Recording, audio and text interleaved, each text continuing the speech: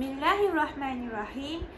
Alhamdulillahirabbil alamin wassalatu wassalamu ala asyrafil anbiya'i wal mursalin wa ala alihi wa sahbihi ajma'in. Assalamualaikum warahmatullahi wabarakatuh. Yang dihormati Ustaz Wan Saifuddin bin Wan Hassan, pensyarah bagi subjek Kepimpinan Islam, rakan-rakan seperjuangan, seterusnya hadirin dan hadirat yang dirahmati Allah sekalian.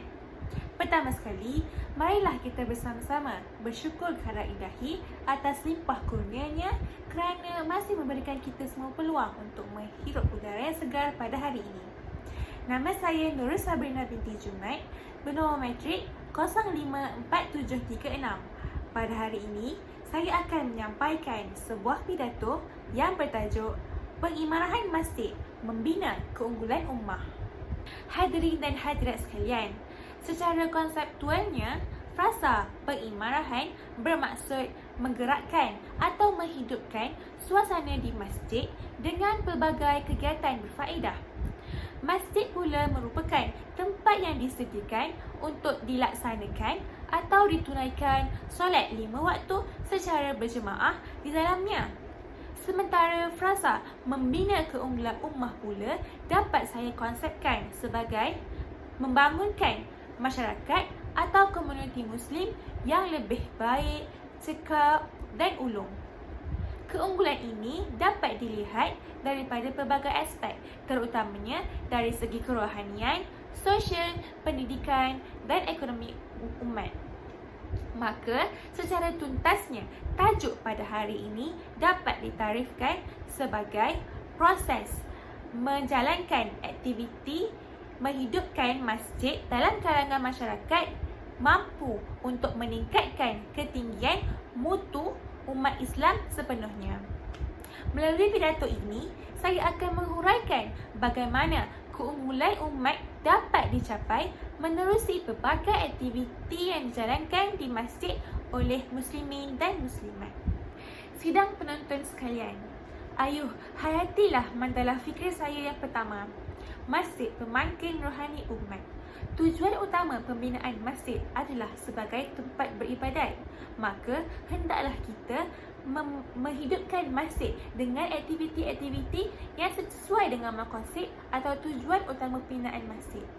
Allah Subhanahu Wa Taala berfirman dalam surah An-Nur ayat ke-36 yang bermaksud di rumah-rumah Allah itu diperintahkan Allah untuk memuliakan dan menyebut namanya. Ayat ini menjelaskan bahawa masjid perlulah dipenuhi dengan aktiviti-aktiviti ibadah.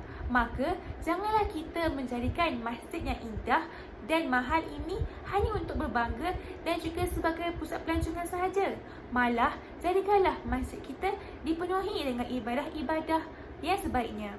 Ayuhlah kita pastikan masjid-masjid kita dipenuhi dengan aktiviti-aktiviti ibadah yang seiring dengan maqasid utama pembinaan masjid. Hadirin hadirat sekalian, beralih kepada bicara minda saya yang kedua, masjid pemangkin perkembangan ilmu. Sejak awal perkembangan Islam lagi, Rasulullah SAW telah menjadikan masjid sebagai pusat penyebaran Islam dan dakwah. Masjid Nabawi merupakan pusat ibadah dan juga pusat pengajian Islam yang unggul pada waktu tersebut. Pada zaman Khalifah Ja'far Al-Mansur juga, Masjid Jami' Al-Mansur telah menjadi pusat pengajian Islam. Bahkan, Universiti Al-Azhar juga sebenarnya berkembang daripada sebuah masjid. Firman Allah Subhanahu Wa Taala dalam surah Al-Mujadalah ayat 11 yang bermaksud Allah akan mengangkat darjat orang-orang yang beriman dan orang-orang yang berilmu dalam kalangan kamu dengan beberapa darjat. Namun kini kita dapati banyak masjid hanya mendirikan solat jemaah saja tanpa mengimarahkannya dengan pengisian ilmu kepada ahli jemaah. Lebih menyedihkan lagi, ada juga masjid yang lengang seusai bulan Ramadan. Maka seharusnya kita menjadikan masjid sebagai pusat pengembangan ilmu kerana apabila masyarakat kita berilmu, keunggulan ummah akan jelas kelihatan. Tuan-tuan dan puan-puan, seterusnya beralih kepada mandalah fikir saya yang ketiga, masjid sebagai pusat sosial masyarakat. Masjid bukanlah tempat untuk ibadah khusus mata-mata. Bahkan, ia juga merupakan pusat kegiatan masyarakat. Aktiviti kemasyarakatan seperti walimatul urus, pusat kaunseling, pusat penginapan musafir dan lain-lain lagi perlulah diwujudkan di seluruh masjid. Jika diimbau secara terdahulu, masjid telah dijadikan sebagai pusat pentadbiran, syura dan juga strategi dakwah. Allah Subhanahu wa taala telah berfirman dalam surah At-Taubah ayat ke-18 yang bermaksud orang-orang yang layak mengimarahkan, iaitu menghidupkan masjid-masjid Allah itu ialah orang-orang yang beriman kepada Allah dan juga hari akhirat, serta mendirikan solat dan menunaikan zakat serta tidak takut melainkan Allah.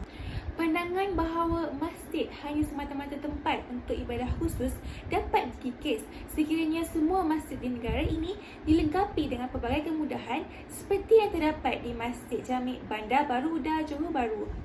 Masjid tersebut menempatkan sebuah klinik, tadika, pusat musafir, pusat seni khat dan pelbagai kemudahan untuk kegunaan masyarakat sekitar.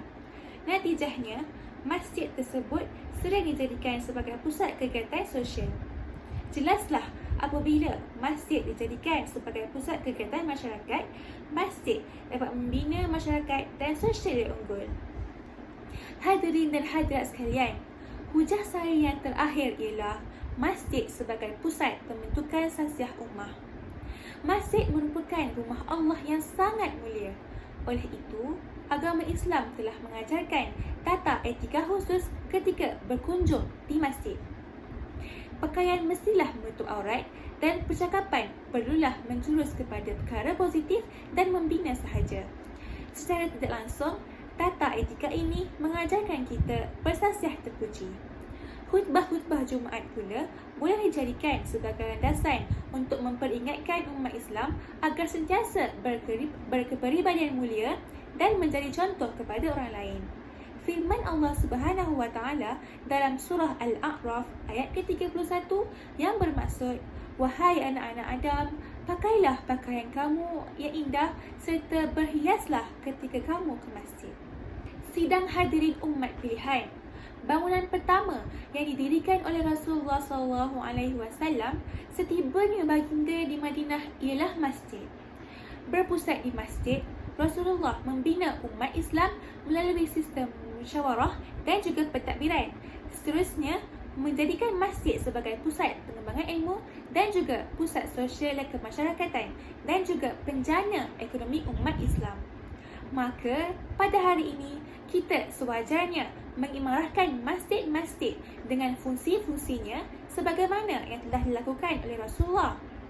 Jika kita memiliki kekuatan untuk mengimarahkan masjid dari masa ke masa, sudah tentu ummah yang unggul dapat dilahirkan dan tidak dapat disangka lagi kegemilangan Islam dapat dicapai. Sebagai pengakhiran, cuba kita renungkan kata-kata Imam Malik. Tidak akan memperolehi kejayaan ummah kemudian, melainkan mencontohi bagaimana ummah terdahulu memperolehinya. Sekian daripada saya. Wabillahi taufiq wal hidayah. Wassalamualaikum warahmatullahi wabarakatuh.